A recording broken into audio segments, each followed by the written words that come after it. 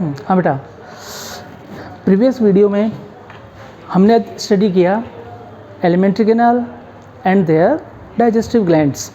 In this chapter we are discussing about process of digestion. We know that what you mean by digestion. In digestion process, complex organic non-diffusible components are converted into simple organic and diffusible food component. The digestion is of two types: mechanical digestion and chemical digestion. In mechanical digestion, physical changes occurs in food particles. It means इस process में केवल physical digestion होता है. Means food की chemical composition में किसी प्रकार का कोई चेंज नहीं होता. और ये जो डाइजेशन होता है और mechanical digestion carried out with the help of teeth, कि दांतों या टीथ की हेल्प से हम फूड के लार्जर पार्टिकल्स को छोटे छोटे पार्टिकल्स में कन्वर्ट कर सकते हैं. This is called mechanical digestion. Now the chemical digestion. The process of chemical digestion carried out by enzymes. It means जो chemical digestion होता है वो enzymes के द्वारा किया जाता है. और ये जो enzymes होते हैं, all the enzymes are secreted by digestive glands. In this process, the food changes their chemical properties. It means it converted into smaller particles. Now we are discussing about complete process of digestion. The process of digestion starts from mouth. As we all know, the process of digestion starts with mouth. Now the first step is हाँ बेटा, कि जैसा कि हमने पिछले lesson में देखा कि सलाइवा के अंदर दो एंजाइम्स प्रेजेंट होते हैं, टाइलिन और सलाइवरी एमाइलेज एंड लाइसोजाइम. जैसे पता है कि टाइलिन जो होता है it converts starch into maltose, but it is necessary that the starch should be cooked. Starch जो है वो कुक्ड होना चाहिए और इसकी जो पीएच होती है it is 6.8. In the presence of ptyalin starch converted into maltose. It means the polysaccharide is converted into disaccharide. It cooked 30% of total starch present in food. Now the another enzyme is lysozyme. Lysozyme kills bacteria which enters into the food through food. Now next,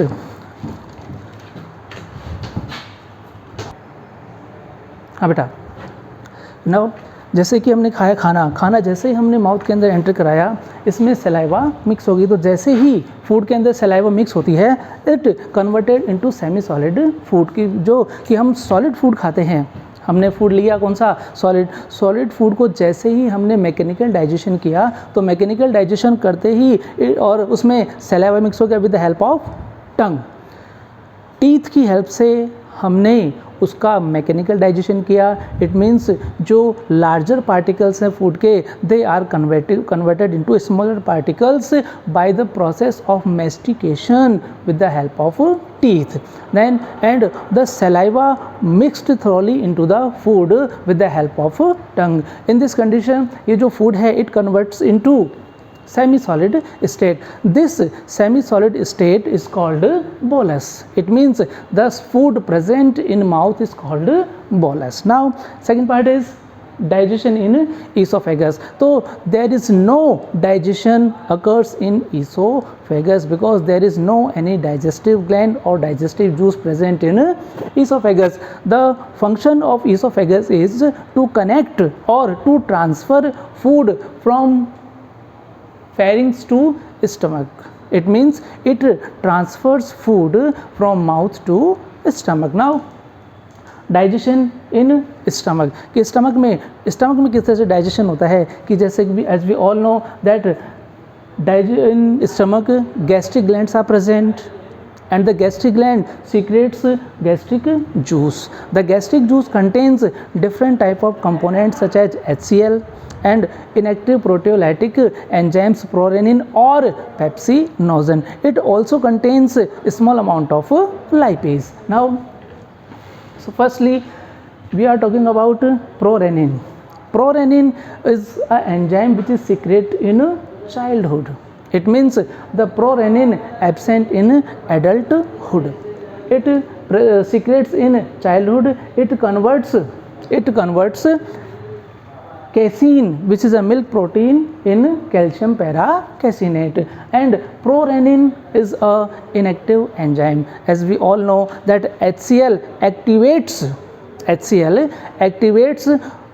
inactive proteolytic enzymes present in gastric juice. Now firstly prorenin is converted into renin with the help of HCl. Here the prorenin is inactive whereas renin is active. This active renin converts milk protein casein into calcium paracasinate. It means it converts milk into curd. This is called curdling of milk. Now pepsinogen, the inactive proteolytic enzyme pepsinogen secretes in adulthood. It digests all types of protein. All types of proteins are digested by pepsinogen, which is inactive form. Now the renin only digests milk protein. The milk protein is digested by renin, which is present in childhood, but in adulthood all types of proteins including milk protein are digested by pepsin, which is active form of pepsinogen. Similarly, the pepsinogen is inactive protein enzyme which is converted into active form with the help of HCl. It means HCl converts prorenin into renin and pepsinogen into pepsin, which is active. Which is now the prorenin and pepsinogens are inactive proteolytic enzyme. It means their active state digest proteins. Now how it can work? Protein is digested with the help of pepsin and converted into peptones and proteoses. As we see, ये जो protein है, protein pepsin की help से, pepsin enzyme की presence में peptones और proteoses के अंदर कन्वर्ट हो जाती है. ये प्रोटीन जो होती हैं ये कॉम्प्लेक्स फॉर्म होती है और पेप्टॉन्स और प्रोटियोजेस जो होती है इस प्रोटीन की सिंपलर फॉर्म होती है. It now small amount of lipase is also present in gastric juice, but it is inactive because the lipase only digests emulsified fat, and in stomach emulsified fat is absent. Now in stomach the food is stored for 4 to 5 hours.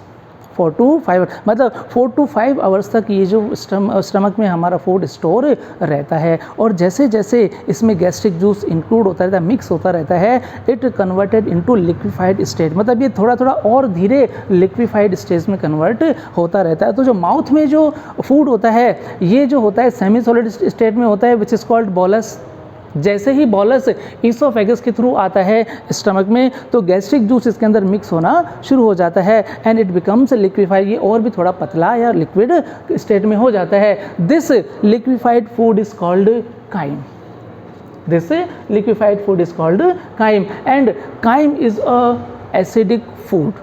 Crime जो होता है ये acidic food होता है. इसका मतलब कि हमसे ये पूछा जाए कि स्टमक में डाइजेशन कौन से मीडियम में होता है, then in stomach digestion takes place in acidic medium and the acidic medium is provided by HCl. And now the pH of HCl is very low, 1.3. ठीक है, 1.3. अगर इसका pH इतना कम होता है it means it is a strong acid. ये एक strong acid है. स्ट्रॉन्ग एसिड होने के बावजूद भी it can not डेस्ट्रॉयज the wall of stomach because the wall of stomach are protected by mucus layer. A thick mucilaginous layer is present on the wall of stomach which prevents the wall of stomach by HCl. So the HCl cannot damage the wall of stomach due to presence of mucus layer, thick mucus layer. Now next, the digestion in small intestine. After 4 to 5 our, 4 से 5 घंटे रुकने के बाद में ये जो food है they transferred into small intestine. It passes into duodenum. Firstly it passes into duodenum. सबसे पहले आता है ड्यूडिनम में. तो ड्यूडिनम में हमने देखा कि ड्यूडिनम में कौन कौन सी डाइजेस्टिव ग्लैंड्स के डाइजेस्टिव जूसेस इंक्लूड होते हैं. Liver and pancreas. दो तरह के डाइजेस्टिव जूसेस आते हैं कि लीवर का जो जूस सीक्रेट करता है which is called bile juice, and pancreas secrete pancreatic juice. Now as we all know कि the bile juice does not contain any enzyme, but it is necessary for digestion. Only bile juice is a juice which contains no any enzyme, but it is necessary for digestion because it carried out emulsification of fat and provide basic medium to the food. Because pancreatic juice acts in the basic medium, and the food, it means the chyme enters into the duodenum is acidic. Then the bile juice converts acidic chyme into basic medium. हाँ बेटा, कि अभी तक हमने देखा digestion in mouth, digestion in oesophagus, digestion in stomach, and now we are talking about digestion in small intestine. Small intestine में bile juice and pancreatic juice दोनों जो है आकर के मिक्स होते हैं. जैसे ही chyme which is present in stomach enters into small intestine और duodenum, bile juice and pancreatic juice mixed in it, and it converted into more liquefied state, and this food present in small intestine is called chyle. The food present in small intestine is called chyle.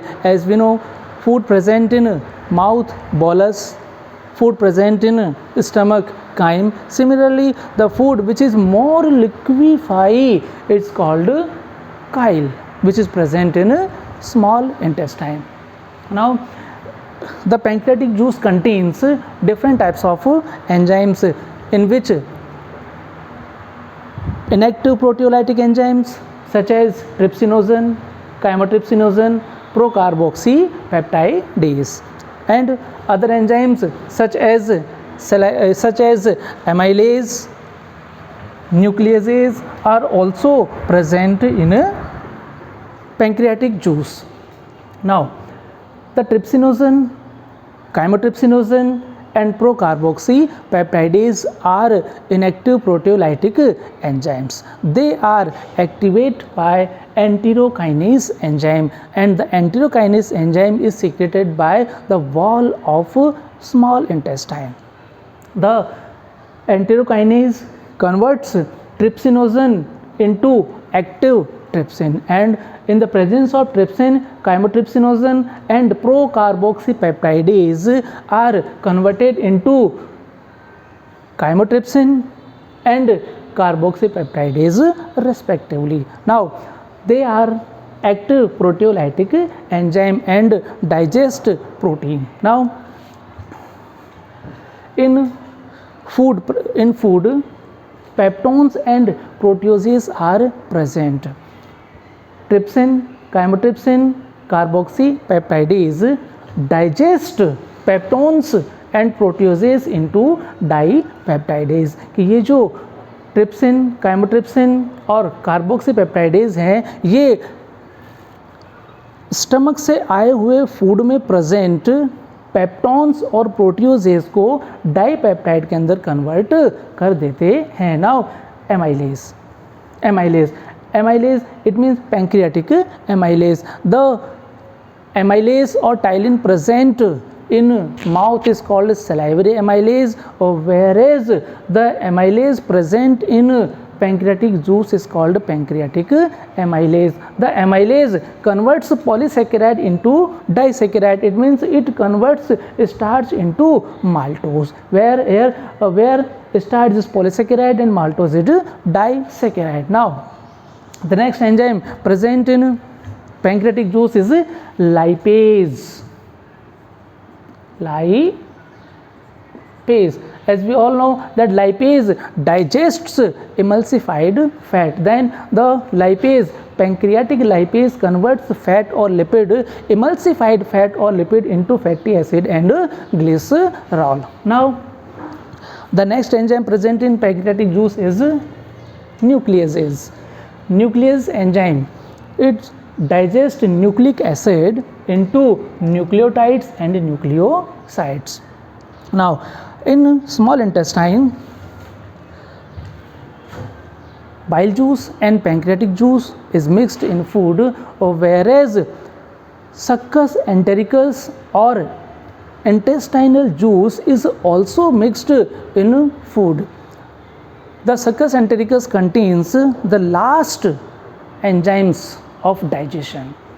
मतलब कि जो succus entericus में जो enzyme present होते हैं वो digestion के सबसे लास्ट एंजाइम्स होते हैं. इसके बाद में कोई भी एंजाइम सीक्रेट नहीं किया जाता, इसके आगे कोई एंजाइम सीक्रेट नहीं होता है. अब जैसे कि हमें पता है कि succus entericus is secreted by Brunner's gland and crypts of Lieberkuhn. The Brunner's glands and crypts of Leverkusen secrete succus entericus or intestinal juice. The intestinal juice includes dipeptidase, maltase, lactase, sucrase, which is also called invertase, nucleotidase, nucleosidase and lipase enzyme. And these enzymes act on the last part of the digested food. Now the dipeptidase converted dipeptides into amino acid. Then amino acid are the building block of protein. Now maltase, the maltase enzyme converts maltose, which is a disaccharide. Maltose converts into glucose and glucose. मतलब ये जो maltase होता है ये maltose को दो glucose के molecules के अंदर कन्वर्ट कर देता है. सिमिलरली लैक्टेज जो एंजाइम होता है ये lactose which is milk sugar. Lactose जो होती है ये मिल्क शुगर होती है. ये लैक्टेज इस लैक्टोज को ग्लूकोज और गैलेक्टोज में कन्वर्ट कर देता है. Similarly sucrase, and the sucrase is also called invertase. The sucrase converts sucrose into glucose and fructose, whereas the fructose is fruit sugar and sucrose is table sugar. Now the enzyme nucleotidase. The enzyme nucleotidase converts nucleotides into nucleoside, and the nucleosidase enzyme converts again nucleosides into pentose sugar and nitrogenous base. Now the lipase is also present. The lipase is also present in succus entericus, which converts fat or lipid into fatty acid and glycerol. Then now अब हम देखते हैं कि ये जो यहाँ पे है हमारा डाइजेशन का प्रोसेस कंप्लीट हो गया. तो डाइजेशन के प्रोसेस में हमने देखा कि डाइजेशन का प्रोसेस कहाँ से स्टार्ट हुआ है. तो डाइजेशन का प्रोसेस जो होता है वो स्टार्ट होता है माउथ से. माउथ में सलाइवा के अंदर present salivary amylase, which is also called ptyalin, which converts 30% of starch into maltose. Now esophagus में कोई डाइजेशन नहीं होता है क्योंकि यहाँ पे किस तरह के डाइजेस्टिव ग्लैंड या डाइजेस्टिव एंजाइम्स नहीं होते हैं. फिर हम आते हैं कहाँ पर, स्टमक के अंदर. स्टमक जो होता है स्टमक में गैस्ट्रिक ग्लैंड्स प्रेजेंट होती हैं, और ये जो गैस्ट्रिक ग्लैंड्स होती हैं ये गैस्ट्रिक जूस सीक्रेट करती हैं. और ये जो गैस्ट्रिक जूस होता है इसमें HCl और इनएक्टिव प्रोटियोलाइटिक एंजाइम्स प्रेजेंट होते हैं. और ये इन इलेक्ट्रोलाइटिक एंजाइम्स के अंदर अगर हम बात करें तो प्रोरेनिन एंड पेप्सिनोजन. प्रोरेनिन जो होता है वो बच्चों में चाइल्डहुड में सीक्रेट होता है. एडल्टहुड में मतलब वयस्क अवस्था में प्रोरेनिन सीक्रेट नहीं होता है, क्योंकि प्रोरेनिन जो होता है ये केवल मिल्क शुगर को डाइजेस्ट करता है, which is necessary for child. बल्कि अब अगर हम बात करें एडल्टहुड में पेप्सिनोजन सीक्रेट होता है. और ये जो पेप्सिनोजन होता है ये सभी तरह की प्रोटीन्स को, चाहे वो मिल्क प्रोटीन हो चाहे वो कोई अदर टाइप ऑफ प्रोटीन्स हो, उन सभी का डाइजेशन ये कर देता है. मतलब किसी तरह की प्रोटीन का, लेकिन ये केवल एडल्टहुड या वयस्क अवस्था में ही सीक्रेट किया जाता है. नाउ अब ये जो HCl होता है, HCl हाईली एसिडिक होता है और हाईली एसिडिक होने की वजह से it can damage the wall of stomach, but it can not because on the wall of stomach covered by a mucilaginous layer, मतलब एक थिक म्यूकस की लेयर प्रेजेंट होती है इस स्टमक की वॉल के ऊपर, जिसकी वजह से वो HCl उसको डैमेज नहीं कर पाता है। कई बार जो होता है किसी इंडाइजेशन या कोई फूड पॉइजनिंग की वजह से ये HCl जो होता है ये म्यूकस लेयर को डैमेज करके और स्टमक की वॉल को डैमेज कर देता है, जिसको हम कहते हैं पेप्टिक अल्सर। अगर हम बात करते हैं नेक्स्ट, तो नेक्स्ट जो डाइजेशन होता है वो होता है स्मॉल इंटेस्टाइन के अंदर। तो स्मॉल इंटेस्टाइन जो होती है यहाँ पर 3 तरह के जूस इंक्लूड होते हैं। Number 1 bile juice, pancreatic juice and succus entericus. जो सक्कस एंटेरिकस होता है ये सबसे लास्ट एंजाइम का होता है। इसके अंदर जो भी डाइजेशन के लास्ट एंजाइम होते हैं वो इस सक्कस एंटेरिकस में प्रेजेंट होते हैं। जैसे अगर अपन बात करते हैं यहाँ पर dipeptidase, maltase, lactase, sucrase, invertase, nucleotidase, nucleosidase और लाइपेज, ये जो होते हैं ये डाइजेशन के सबसे लास्ट एंजाइम होते हैं। और एक चीज़ और इसमें ध्यान रखने की होती है कि the liver which secrete bile juice and the bile juice does not contain any kind of enzyme, but it is necessary for digestion because it emulsified the fat and provide basic medium for the digestion. Because the pancreatic juice or the enzyme present in pancreatic juice activates only in basic medium. Now the process of digestion is completed. Next, the absorption of food. हाँ बेटा, now absorption of food कि after digestion absorption of food takes place। अब ये जो absorption होता है ये alimentary canal के कौन कौन से पार्ट के अंदर होता है। तो अलग अलग पार्ट के अंदर हम देखते हैं कि अलग अलग पार्ट में कौन कौन से फूड पार्टिकल्स का एब्जॉर्प्शन होता है। तो sir first absorption in mouth. तो माउथ की अगर अपन बात करते हैं कि माउथ में किन किन चीज़ों का एब्जॉर्प्शन होता है, तो माउथ में जो टंग प्रेजेंट होती है, टंग के नीचे की तरफ म्यूकोसा जो लेयर होती है उससे कुछ मेडिसिन्स का, कुछ ड्रग्स या कुछ मेडिसिन का एब्जॉर्प्शन होता है। नाउ ईसोफेगस में किसी तरह कोई एब्जॉर्प्शन नहीं होता है। ईसोफेगस में ना कोई डाइजेशन होता है ना कोई एब्जॉर्प्शन होता है। Then absorption in stomach. Stomach में किन किन फूड पार्टिकल्स का एब्जॉर्प्शन होता है? The absorption of water, simple sugars and alcohol take place in stomach. Stomach में जो है वो वाटर का, सिंपल शुगर जैसे ग्लूकोज होती है, क्योंकि जो भी हम फूड इंटेक करते हैं उसमें कोई ज़रूरी नहीं है कि पॉलीसैकेराइड मतलब कॉम्प्लेक्स या लार्जर पार्टिकल्स ही प्रेजेंट हो। It may the food also contains simple particles या simple food particles such as glucose, fatty acids, amino acids are also present. They are absorbed by the wall of stomach. Now absorption in small intestine. As we all know that small intestine is divided into 3 parts: duodenum, jejunum and ileum. In duodenum minimum absorption occurs. In this part only minerals are absorbed, whereas jejunum has maximum absorption. The maximum absorption occurs in jejunum part of small intestine. Maximum जितने भी parts होते हैं उनका सबसे maximum पूरे alimentary canal में सबसे ज़्यादा जो एब्जॉर्प्शन होता है occurs in jejunum.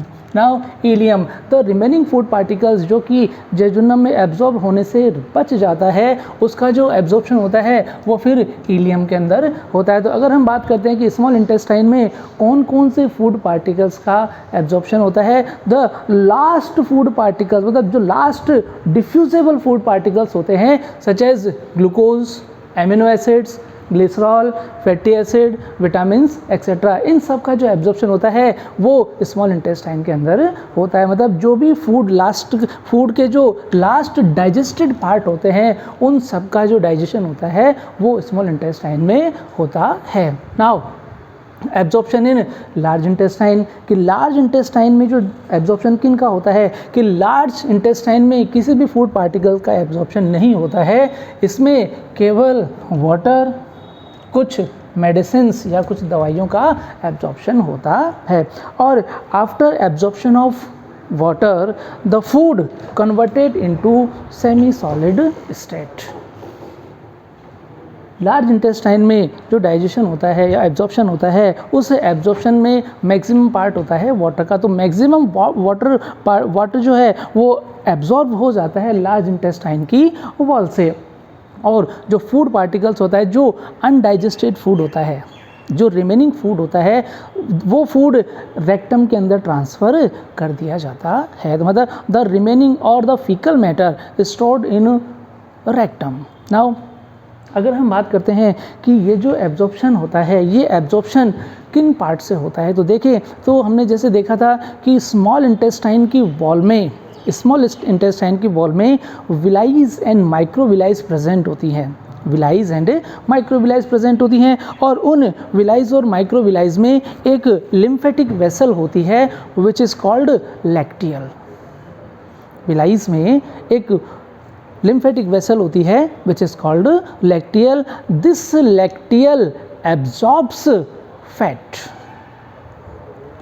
It means the lacteal is responsible for absorption of fat or lipid. It absorbs fatty acids, glycerol and all other lipid particles.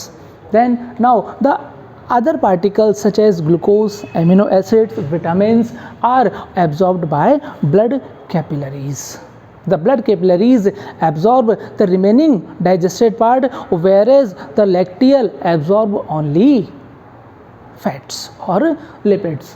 ठीक है। एंड नाउ जैसे अब ये जो अनडाइजेस्टेड फूड होता है या वेस्ट फूड होता है, जो कहाँ पे स्टोर हो गया, रेक्टम के अंदर।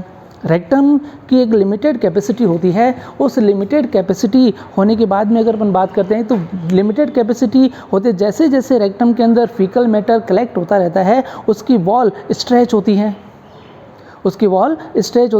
और उसकी वॉल में स्ट्रेच रिसेप्टर्स लगे हुए होते हैं। The wall of rectum contains stretch receptors. जैसे उनमें स्ट्रेचिंग होती है वैसे ही they send signal to the brain for emptying the rectum.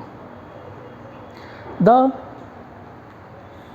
rectum opens out of the body through anus.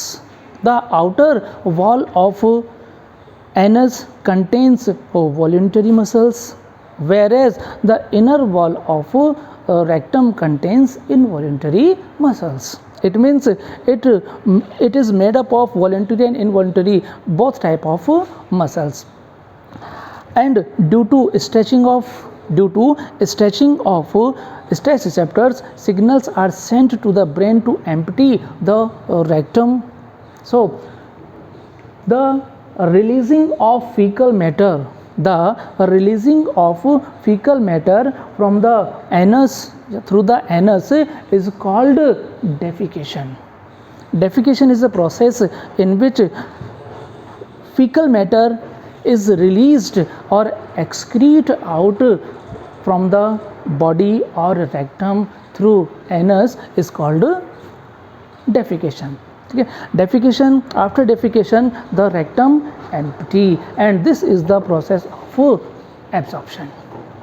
Now अब हमने इसमें क्या देख लिया कि जो एब्जॉर्प्शन का जो प्रोसेस होता है, एब्जॉर्प्शन का प्रोसेस कहाँ से, माउथ से शुरू होता है। माउथ में कुछ केवल जो टंग होती है, टंग की लोअर साइड जो होती है उसमें केवल कुछ मेडिसिन का एब्जॉर्प्शन होता है। इसोफेगस में कोई एब्जॉर्प्शन नहीं होता है। स्टमक में वाटर, सिंपल शुगर और अल्कोहल का ही एब्जॉर्प्शन होता है। अगर हम बात करें स्मॉल इंटेस्टाइन, तो स्मॉल इंटेस्टाइन में जितने भी डाइजेस्टेड पार्ट होते हैं, glucose, amino acid, glycerol, fatty acid, vitamin etcetera, इन सभी का जो है वो एब्जॉर्प्शन किया जाता है। और ये जो एब्जॉर्प्शन होता है विलाइज और माइक्रोविलाइज की हेल्प से किया जाता है। विलाइज जो होती हैं ये एब्जॉर्प्शन सरफेस को अबाउट 200 टाइम्स इंक्रीज कर देते हैं। विलाइज एंड माइक्रोविलाइज ये बोथ मिल करके ये एब्जॉर्प्शन सरफेस को 400 to 600 टाइम्स इंक्रीज कर देती है। तो ये जो एब्जॉर्प्शन, और इन माइक्रोविलाइज में जैसे हमने देखा कि लैक्टेल्स प्रेजेंट होती हैं। लैक्टेल्स केवल फैट्स का एब्जॉर्प्शन करती हैं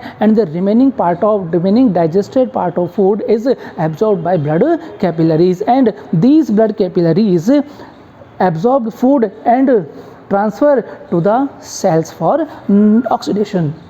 Now defecation is a process in which the undigested food present in rectum released from the rectum.